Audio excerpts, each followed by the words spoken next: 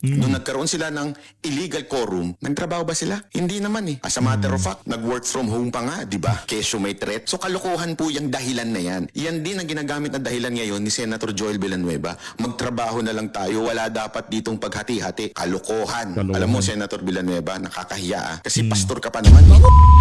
Pakishare nyo ho itong video na to para makaabot dito kay Senator Joel Villanueva. Marami hong na-disappoint sa ating mga kababayan. Kaugnay doon sa pinaka-latest na video ang ilinabas niya. Na kung saan, kanya hong ibinida na kung sakaling magkaroon ng special session, dadalo daw ho siya.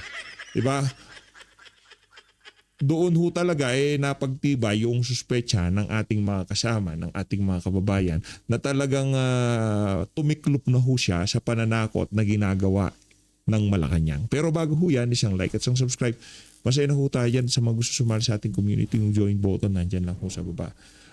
Ano ho ngayon na matagal na ho natin di nagagawa ng reaction video itong si Idol Banat Bay. Palakpakan ho muna natin. Tsaka itong si Attorney Trix. Itong si Attorney Trix madalas to dito. Palakpakan ho natin itong si Attorney Trix tsaka itong si Banat Bay.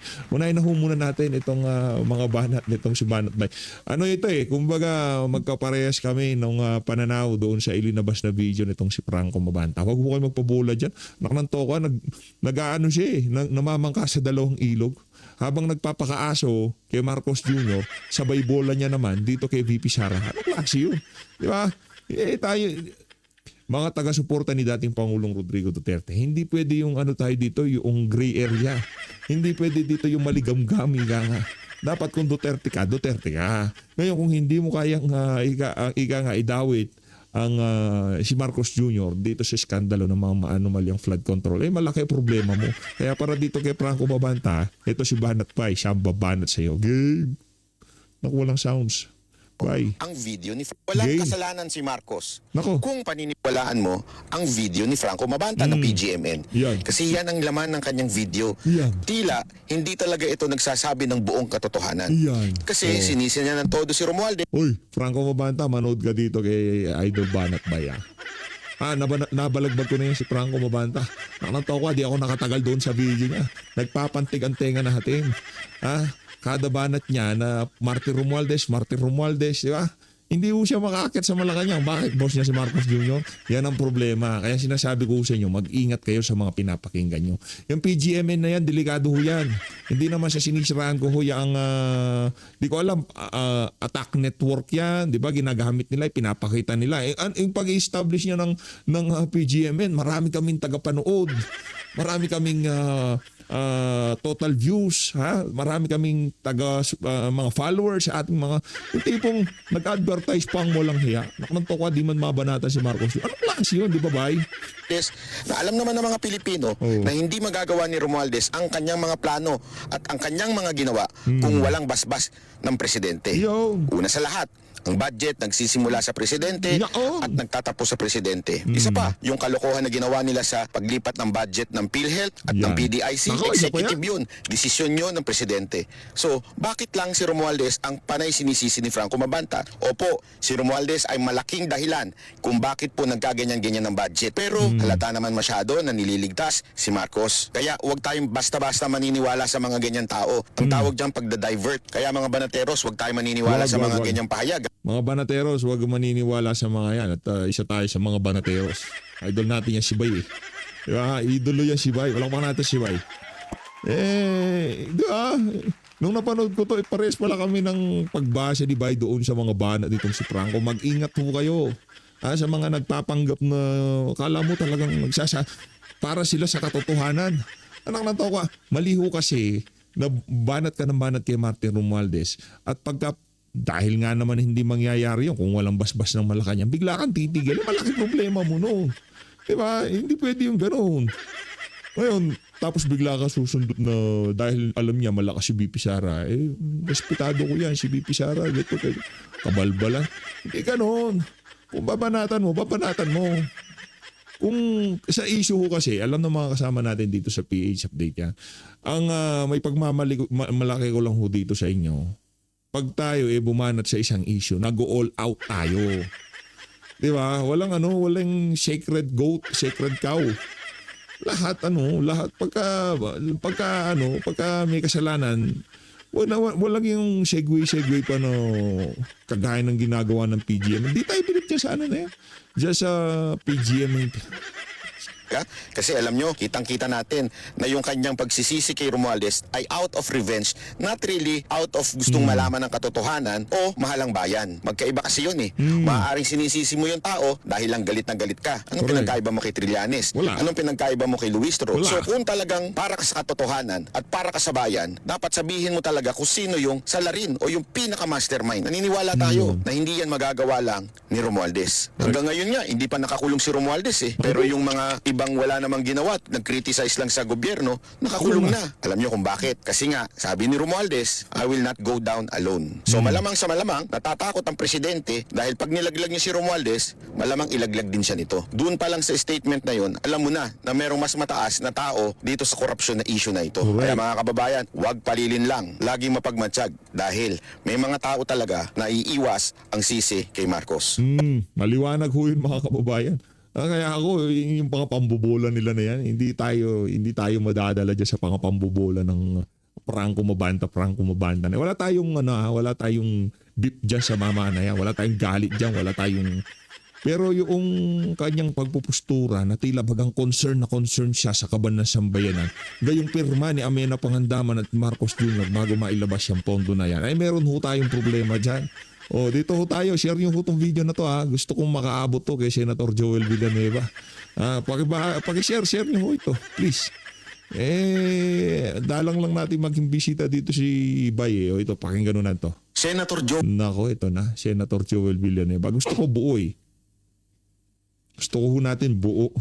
Buo ho yung ano dito, yung kay Bay. Game. Senator Joel Villanueva, lilipat na sa BBM Senators. Yan ay kung siya ay tatakot doon sa plunder case niya. Bakit? Nabalitaan ko po kasi na nakahanda na po yung plunder case. Nakahanda na So pala. kung lilipat siya, hindi na po siya ididemanda sa plunder. Pero ididemanda pa rin siya doon sa bailable lang. Yan po ang kanilang deal pagkadating ho dito sa paglipat sa Gatchalian Block. Ngayon, ang tanong na lang talaga dito mga kababayan ay kung si Senator Joel Villanueva ay maninindigan. Kasi yung kanyang sinasabi na bumalik na tayo sa trabaho, magtrabaho na tayo, ganyan din naman yung sinabi. Yan ho yung unang video natin. Yan yung tinalakay natin doon sa naunang video natin. Pinanood natin buo yung mga punto de vista nitong si Senator Joel Villanueva. Kapatid ho sa pananampalatayan si Sen Joel, kaya yung pamantayan na ibinibigay natin sa kanya, hindi ho katulad ng ibang mga senador. Diba? Siyempre kapatid sa pananampalatayan, automatic na yan. Alam natin na talagang ipaglalaban kung ano yung tama. Diba? Yung tipong kahit na kagipitan, hindi ho bibitawan niya ng katotohanan. Dahil yun ang pinaghahawakan namin. Yun ang prinsipyo. Yun yung aming pananampalataya. Doon kami sa katotohanan. At ang katotohanan, si Jesucristo. Binigay niya ang buhay niya para maligtas ang sangkatauhan. Yun ang pinanghahawakan namin.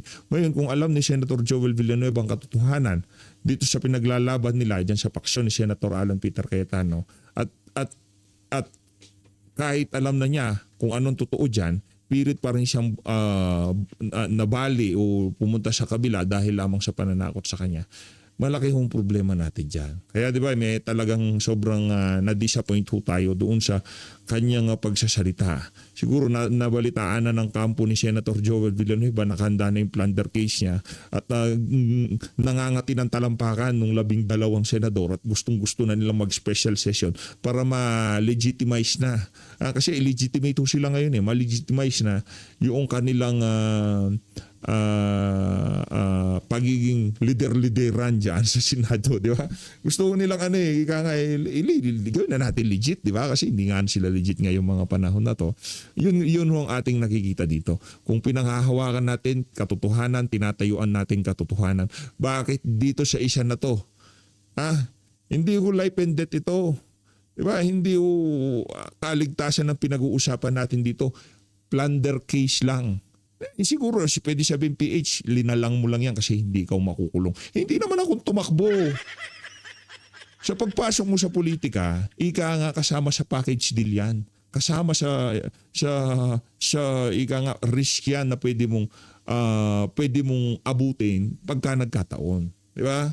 Ngayon pagka pumasok ka dyan, alam mo na merong risk na pagdating ng panahon, kung meron kang paninindigan, ikaw ay gigipitin at malalagay sa alanganin, dapat pinasok mo yan, alam mo katotohanan, panindigan mo yan. Ngayon, pagka hindi mo pinanindigan yan, malaking problema mo sa ating mga kababayan. At tatandaan yan pagdating ng botohan.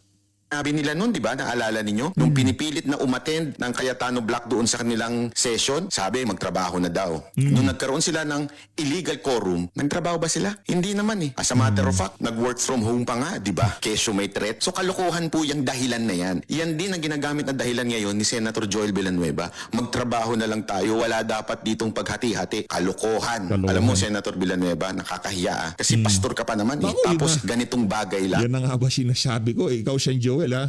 Doon siya naunang video ko. Inano lang ka tinapik ko lang si Saint Joel eh. Itong si Bay, iba yung kay Bay. Yung kay Bay, balagbag ho talaga. Kaya, sorry na lang, Saint Joel. Yung sentimiento na yan, ano lang, kami dito ho kasi, yung nararamdaman namin dito, kung bakit maraming nanonood sa mga video namin, ina-amplify lang ho namin kung ano ang damdamin ng marami sa ating mga kababayan. Ito sinasabi ko na to, hindi ko lang sarili to. Kaya karamihan tumatambay dito dahil yun ang nararamdaman nila sa mga sinasabi natin. Yun ang gusto nilang gusto nilang ipahayag kaso wala silang boses. Gayong nailalabas natin ng kanilang mga saloobin. Yun ang siguro mga dahilan kung bakit nila ibinabahagi yung ating mga video.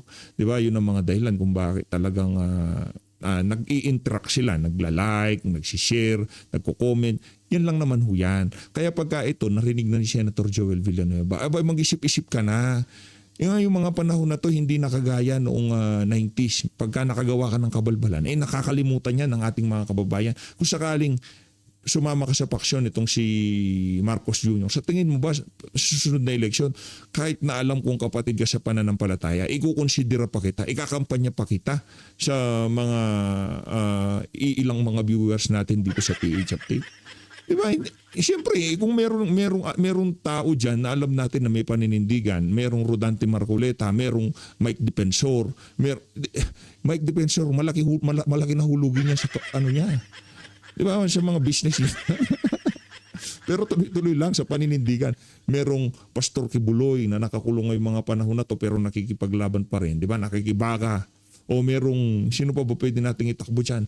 Ilaban dyan sa ano? At merong Jimmy Bondok dyan. Di ba? Sa tingin mo, ikaw ikukonsider. Hindi. Baka kakampanya pa ako na huwag kang iboto kasi traditional politician ka. Sorry na lang, kapatid sa pananampalataya, pero hindi, ito kasi yung panahon na to, hindi na pwede yung ganun-ganun eh. Di ba? Yung pamantayang ibinigay natin doon sa mama, tapos biglang, di ba? Hindi ho nila na-reach yung ating expectation bilang isang Kristiyanong senador, pastor na senador, ibinibidan niya na meron siyang prinsipyo at paninindigan tapos ganitong ating mababalitaan. May problema ho tayo dyan. Tuloy ho tayo. Uurong na yung prinsipyo mo. Yung unang panahon nga, di ba? Mga martir pinapatay para lang manindigan. Ngayon, ikaw, plunder case, lilipat ka na kaagad. Nasaan ang pananampalataya mo? Nasaan ang conviction mo? Alam mo, na pag ikaw lumipat sa Gatchalian Black, siguradong hindi na matutuloy yung mga bagong testigo. Yung nga nakaraan lang, di ba? Nung pababa na po yung mga Marines, biglang nag-adjourn sila. Paano pa kaya ngayon na may lalabas na Fearless 14? Sigurado akong hindi nila papayagan yan na umattend ng kahit na anong hearing. Kaya pag-isipan mo ng mabuti ang gagawin mo, Villanueva. Nililigtas mo ang sarili mo, pero paano naman ang taong bayan? Paano naman natin malalaman ang tunay na mastermind ng magnanakaw sa flood control kung lilipat ka na dyan sa BBM senators? Kasi ganito lang yan eh. Pagka pinakulong si Villanueva, kahit na anong SS pa yan sa mainstream media, social media, na isa sila sa mga kickback mastermind, hindi na maniniwala sa bayanan. Kasi karamihan ng nakukulong, bakit nandoon sa mga grupo na kung saan ay gustong malaman ang katotohanan dito sa napakalaking korupsyon na to nangyari sa ating bansa, di ba? Yung tipong mapapaisip ng ating mga kababayan, talaga nga bang ito yung mga misala? Parang may problema ata tayo dito. Ba't puro kalaban lang nila sa politika? Madali ko kasi gumawa, kumpasan ng isang witness ganito, sabihin mo, idawit mo to. Ito yung mga witness na sinasabi natin na oo, district engineer sila. Pero hindi ibig sabihin na talagang totoo na sinasabi nila. Ito pa ho mga kababayan, yung mga district engineer na yan, ginawa ho mga state witness, kaya malaki ang problema natin dyan. Di ba? Ano yun? Kabayaran ba yun sa pagdawit nyo sa pangalan ni Bong Revilla, Joel Villanueva, Jingo Estrada? Diba? Ba't wala yung pangalan ni Martin Romualdez? Yan hong mga state witness na yan. Sila ho yung nagpapatalo ng daang-daang milyon sa mga kasino para linisin yung mga ninakaw nila sa mga maanumalyang flood control project. Ganun ho katindi yun. Kaya paano pa, hindi na nila maluloko sa bayan ng Pilipino. Hindi ko alam kung ano ang gustong iligtas ni Senator Joel Villanueva dito. Gayong alam na ng sambayan ng Pilipino kung anong klaseng pagmamanipula ang ginagawa ng administrasyon na to para mapagtakpan itong pinakamalaking skandalo na to na nangyari sa ating bansa. Sigurado hindi na matutuloy ang kahit na anumang Blue Ribbon hearing para hanapin ang tunay na mastermind dito sa korupsyon na ito. Mahiya ka naman. Pero sana, mali ako. Malay mo, makonvict ka at hindi ka na lumipat sa BBM senators. Let's pray for Senator Joel Villanueva. Senator... Sana. Ako ba personally, gusto ko mali ako dito sa isa na to. Gusto ko mali ako. Gusto kong makita na ika nga yung mga pagbanat natin kay Senator Joel Villanueva at malugod kong sasabihin sa ating mga tagapanood dito sa PH Update. Paumanhin, ako ho'y nagkamali sa mga sinabi ko kay Senator Joel Villanueva. Malugod ho natin sasabihin yan. Taas noo natin sasabihin yan. Diba? Sana tama ka na mali yung mga nagsasalita ngayon dito sa issue na to kaugnay dito kay Senator Joel Villanueva. Sana mali din yung mga pinklawan, dilawan, mga talyanista at ensaymada na isa na yan sa mga pinapahagi nila. Siya yung isa sa mga weakest link para talagang masolidify na yung liderato ni Wendy Gatchalian dyan sa Senado. Diba? Isa siya sa mga talagang pwedeng, si Chis, diba nga, nagmakaawa daw yan, nag-iiyak sa Malacanang, magpunta siya doon di umano. Punta tayo dito kay Attorney Trix. In the fourth estate, what happens when everyone collaborates or everyone is regulated? So, bago tayo magpatuloy, huwag pong kakalimutan, like, share, follow, and subscribe. Medyo mahaba-haba ang opening natin ngayong araw nito. So, ano ba ang nangyari ngayon? Very recently, yung newly appointed PTV General Manager na si Mr. Lino Cayetano, nag-anunsyo na yung three major media networks, GMA7, ABS-CBN, and TV5, agreed to or allegedly reached out to assist PTV4. So, una-una, nag-authorize nito yung board. Yung PTV is a corporation, it's a government-owned and controlled corporation, at mayroon silang board of directors. In-adopt ng board of directors ang official resolution na ino-authorize si Mr. Cayetano, newly minted GM ng PTV4, to forge partnerships with these media organizations. Bukod pa dyan, ang goal daw ay to bring multimedia stakeholders to the table to make PTV more relevant, engaging, and responsive to the public. Parang okay pa, di ba, pag tinitignan mo. It's supposed to also have the goal for better reach, para mas malawak daw ang abutin ng PTV. Technically, malawak naman talaga ang abot nito. Ang media assets ng PTV cover nationwide, may nationwide coverage for television ang PTV, but it is not as extensive as the former reach of ABS-CBN when they still had full studio facilities and several broadcasting towers. Ang intention is to improve public information and the delivery of government initiatives to the Filipino people. Allegedly, this marks a major effort to upgrade the state-run broadcasting by leveraging the industry's resources of the country's largest media networks. Sa umpisa, parang okay. But really, what does it mean?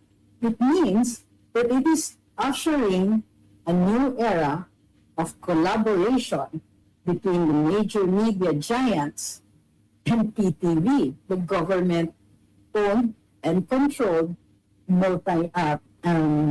television media. Very interesting, di ba? But a lot of people are already questioning what's going to happen to the fourth estate. Ngayon, ano ba ang fourth estate? Noong 1787, isang statesman, ang pangalan niya si Edmund Burke, at nagdidebate siya sa House of Commons sa Great Britain noong yun. Matindi ang debate. Sa kalagitnaan ng debate ngayon, tumigil si Mr. Edmund Burke. Tumingin siya doon sa press gallery at sabi niya, "The House of Commons here has 3 estates sitting in Parliament. But in the reporter's gallery up there beyond is the fourth estate, perhaps the most important of all." Ano ba ang tatlong ibang estado? Noong panahon na yun, sa medieval at early modern societies, tatlo ang social classes. Unang-una, ang unang estado, simbahan, the clergy or church leaders. Pangalawang estado, the nobility, mga aristocrats, royals. Yan. Ang pangatlong estado, the commoners. Ito yung general public, middle class, the bourgeoisie, tawag nila. So, yun ang ibig sabihin ng fourth estate, yung press. Ano ang importante sa media? Ito ay nag-function bilang isang independent watchdog. Ito ay nagmamonitor, nasa labas sila ng gobyerno at minamonitor nila ang abuso ng kapangyarihan. Ito din ang nag-i-inform sa publiko kung ano ang nangyayari. Binibigyan nito ang publiko ng facts. Now, na kailangan natin para makaboto tayo sa isang demokrasya. Ito din ay walang legal authority, walang government power na hinahawakan ang ika-4 na estado. Ngunit, ang kapangyarihan nito ay yung ability nito na makashape ng public opinion at makapagsulong ng pagbabagong politikal. O, di ba? Kalain nyo. So, kung mayroong ganito, nakikita natin, dapat ang fourth estate o ang media ay independent. Sa panahon ngayon, mayroon na rin tayong social media. So, paano makakatulong naman ang social media sa panahon ngayon? Well, ang social media ay bahagi ng, we can call them the fourth estate, part of the fourth estate, o siguro 4.5, the estate 4.5. Bakit? May difference kasi.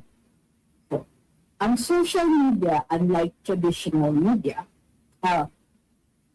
yung similarities, ang social media at saka ang mainstream media, the traditional media, pareho sila, they hold power accountable.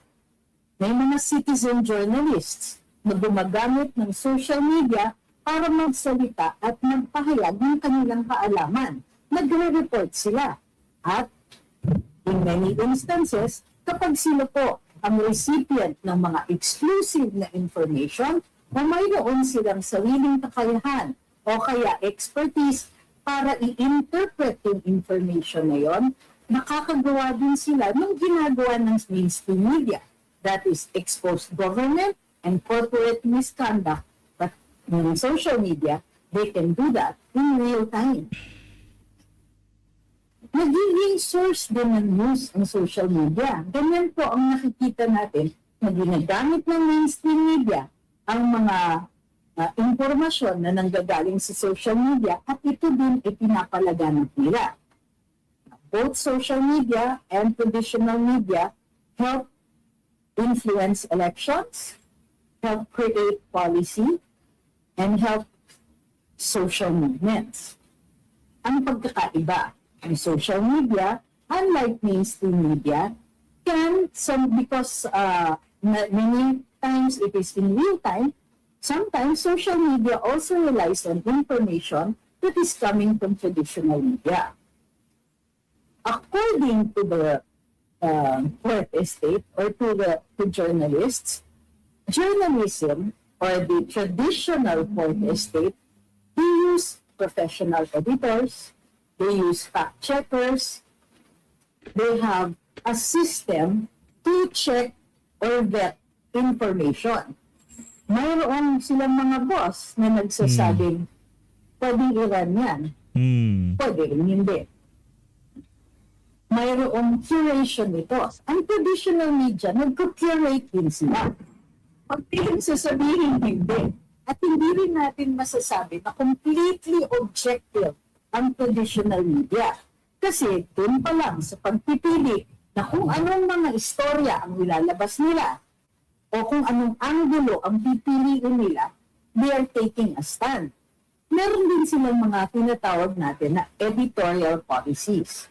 Meaning, mayroong times that the assets of a media corporation are put towards taking a particular side, such as a political party, or such as protecting the business interests of the owners of the traditional media outlet.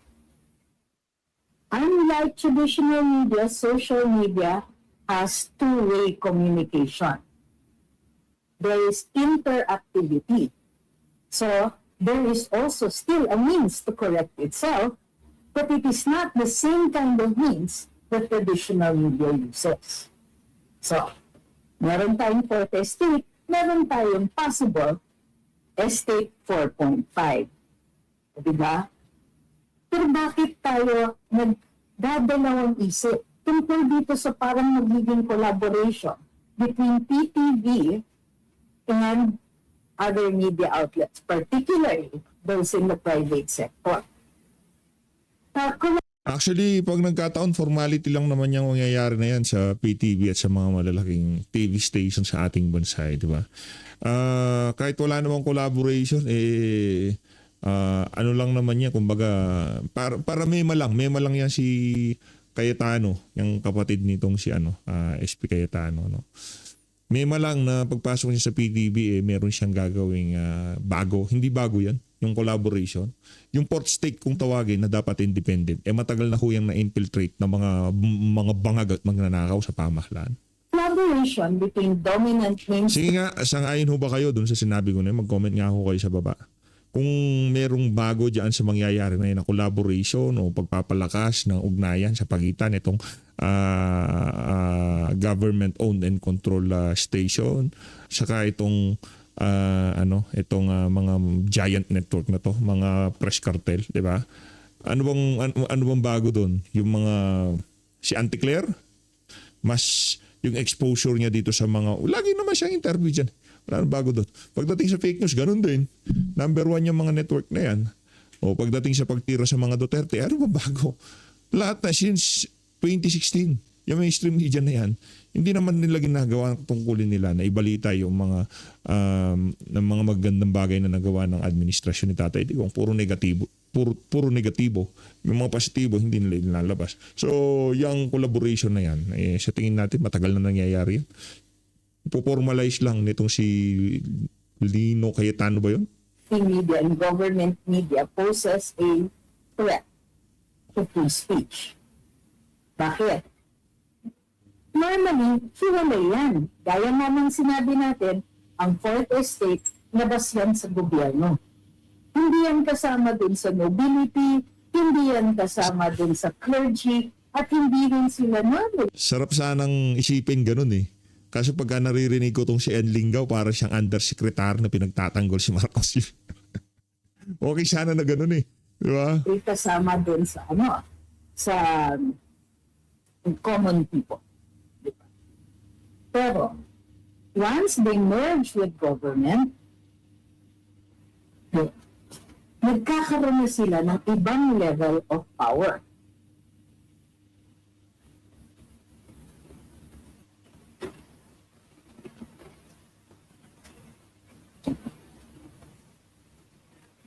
media is considered the independent watchdog. They're the ones who call out the powerful. Whether the powerful are in the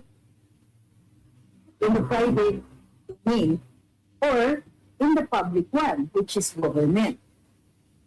Pag nag-align ang private media at yung government media, baka maging iisa na lang ang messaging nila. Nobody will be checking each other anymore. Unless it will all be left to social media. So ang mangyayari niyan, but because social media also relies on traditional media for information, nalilimit din yung amount of information that actually gets disseminated to the rest of us. Nagiging one-dimensional, nawawala na yung kontrahan that is actually the hallmark of what a democracy is. Itong alliance na to, ay magbabago tuloy ang diskurso sa publiko. Kung iisa lang halos ang source of information o kukunti lang ang dimensions na nakikita natin, ganun din magiging limitado ang ating ability para makapagdiskurso sa lipunan. And discourse is where the public learns. Discourse is also where ideas are sharpened. Pero kung iisang panig lang ang naririnig natin halos, paano natin patatalasin yun? At ano? At saan tayo kukuha ng alternative forms of information that will provide us a means to check what is coming out of the collaboration? Bukod pa dyan, how does this now affect access government sources? Baka maging monopolyo ng malalaking media access nila to information that's coming from government.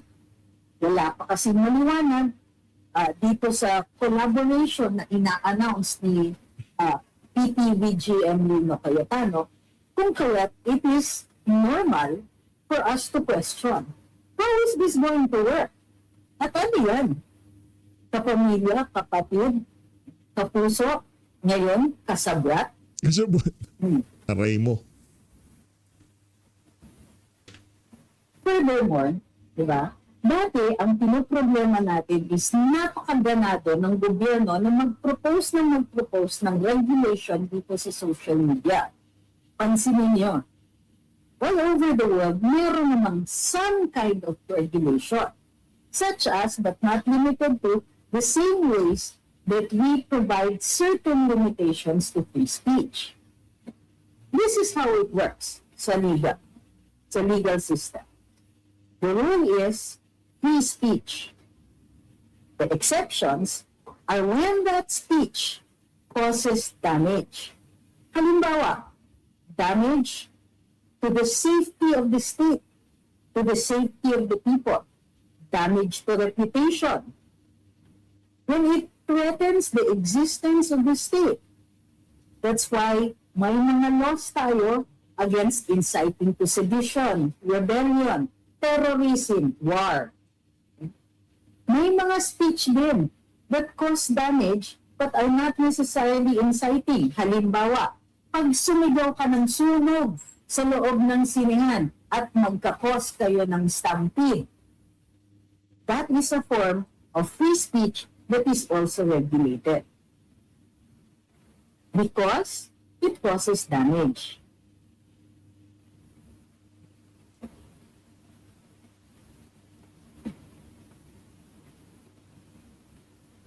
So,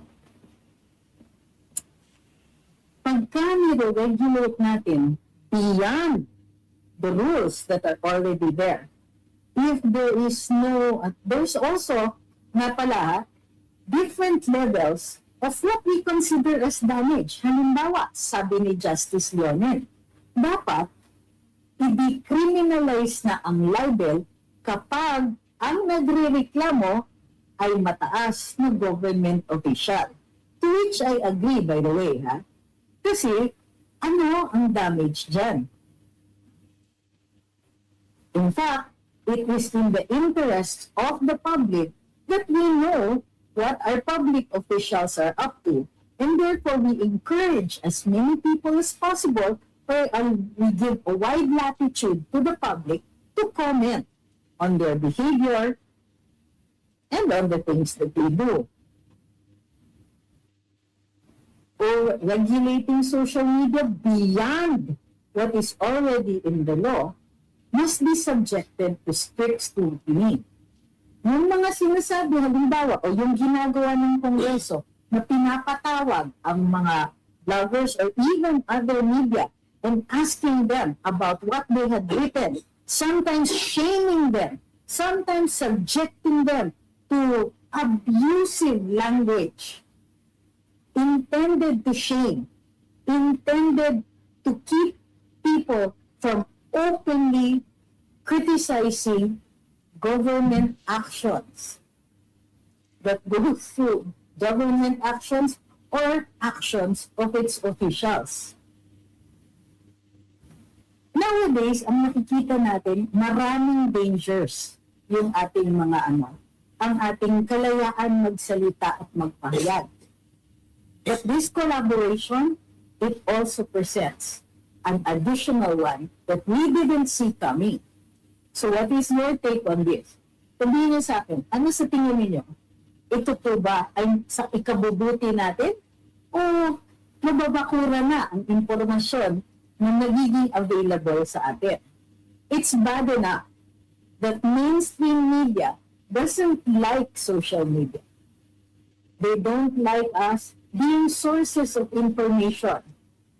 And as a matter of fact, and I can say this from personal knowledge, mainstream media actively tries to bar social media from governmental sources of information, such as the Palace press briefing. There are also very few from social media who are invited to the press briefings of government agencies. Bad enough that it's that. Now, we are seeing major mainstream outfits that are getting some kind of, how do you call this, special arrangement with the government. We eagerly await how they're going to make this, how they're going to affect this, how they're going to execute this. But we are right now intending to watch carefully and be critical should it appear that there will be some kind of push to monopolize the sources of information that come from government. RJ, this is not true. Billionaire News Channel is not owned by Martin Romualdez. If you look up the SEC documents, it is owned by Prage, P-R-A-G-E. Hay na nga mga kababayan, kung gusto nyo panoorin ang kabuuan ng live na yan, itong si Atty. Trixie Cruz Angeles, punta lang ho kayo dyan sa Luminous by Atty. Trixie Cruz Angeles, yan namin paglinawan. So always, maraming salamat po sa pag-support sa PH Update. Mag-ingat ho kayo lahat ng Pilipinas.